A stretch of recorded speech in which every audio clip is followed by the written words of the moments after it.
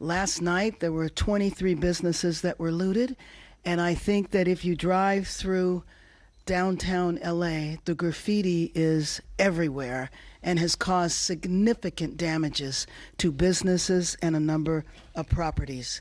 So my message to you is, if you do not live or work in downtown LA, avoid the area. Law enforcement will arrest individuals who break the curfew, and you will be prosecuted.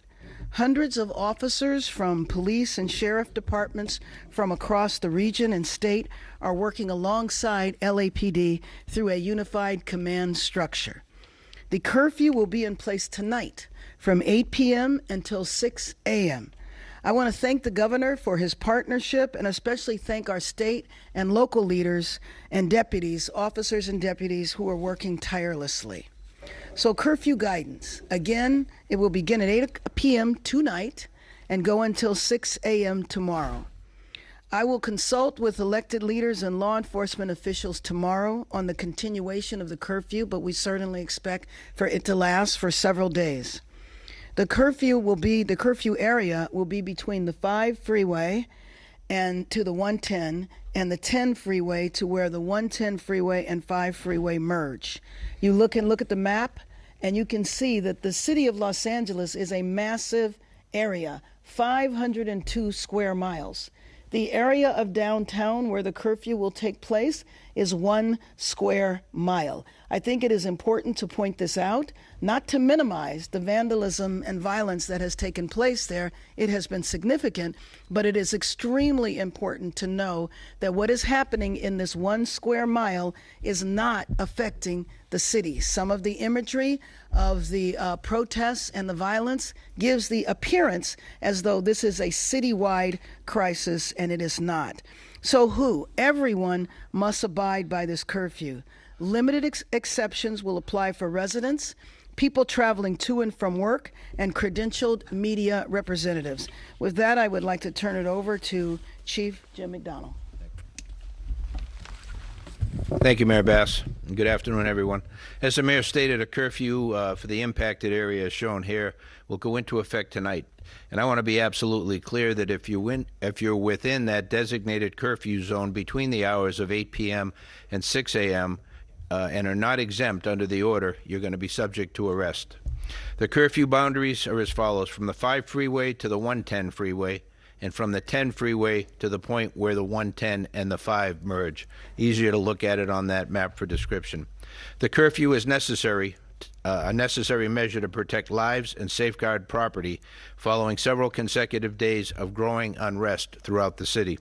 Since Saturday, we've seen a concerning escalation in unlawful and dangerous behavior. On Saturday, LAPD officers made 27 arrests. On Sunday, that number rose to 40. By Monday, arrests totaled 114, and today alone, we've made 197 arrests. The recent days, it's been as a part of a unified command with our partner agencies who've responded through mutual aid compact and been very, very helpful to us, and we're very thankful for that participation. Of those I mentioned for today, 130 were arrested near Commercial and Alameda. An additional 67 were taken into custody after unlawfully occupying the 101 freeway near Commercial Street. Our CHP partners were instrumental in that. So again, let me be clear that this behavior, blocking freeways, city streets, and on-ramps, refusing to comply with lawful dispersal orders, and interfering with public safety operations is dangerous, unlawful, and won't be tolerated. If you are in the curfew zone during the restricted hours without that legal exemption, you will be arrested. If you assault an officer in any fashion, you will be arrested. We're operating under a unified command with our partners at the Los Angeles City Fire Department, the Los Angeles County Sheriff's Department, the California Highway Patrol. We're fully coordinated, and our shared mission is clear: to restore peace and ensure the safety of everyone in our city. We previously mobilized part of our department at LAPD while keeping our ability to be able to provide the services that our community deserves going. We're going to be adding to that deployment with additional internal LAPD resources in the days ahead. The curfew does not apply to residents within the designated area, individuals experiencing homelessness, credentialed media, or public safety and emergency personnel. To be clear again, that's not about silencing voices or suppressing lawful protest. When that expression crosses into unlawful conduct, when lives are put at risk, and when our city's safety is compromised, we must act, and we will act. We urge all Angelenos to cooperate with these public safety measures. Our shared goal is to protect our communities and return to a state of calm and safety for everyone. Thank you. Let me introduce now the councilwoman who represents the majority of the district, Councilwoman Isabel Harato. Thank you, Mayor. I'm here today not just as a council member who represents downtown LA, but as its advocate who deeply loves and believes in this community. The history of Los Angeles began right here in downtown, where 200 years later, the grouping of historic neighborhoods remains the beating heart of our city, a place with rich culture and deep community. Downtown LA is a place where workers clock in before sunrise and small business owners know their customers by name, where neighbors greet each other on the sidewalk, and where generations of families have built lives, shared stories, made memories together side by side. It's one of the most vibrant and resilient and hopeful parts of our city. But too often, downtown LA is treated like a backdrop for major events, not the living, breathing community it is. And right now, it's hurting. I am deeply proud that downtown has always been the place where Angelenos from all over the city gather to peacefully protest. I support the right to demonstrate, and the mayor and I know that right is sacred, and at times it's necessary, but we must also face what's happening right now.